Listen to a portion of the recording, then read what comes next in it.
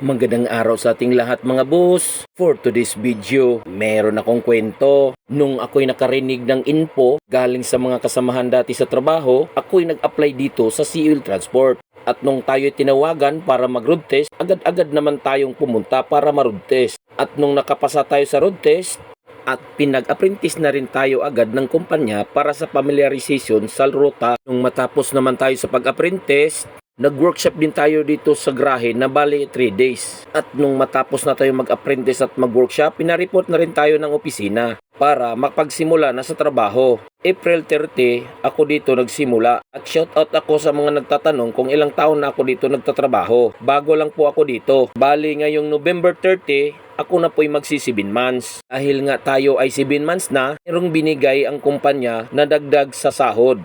Ang porsyento. Ang porsyento ay makukuha lamang ito panahon ng season, peak season, sa buwan ng December at buwan ng Mayo. Ito'y napakalaking bagay na dahil dagdag na ito sa sahod namin. Masaya akong nakapasok ako dito sa CL Transport na hindi ko na malayan na ako na pala dito ay mag 7 months na. At nagpapasalamat ako dito sa CL Transport na meron sila mga incentive na binibigay para sa mga empleyado.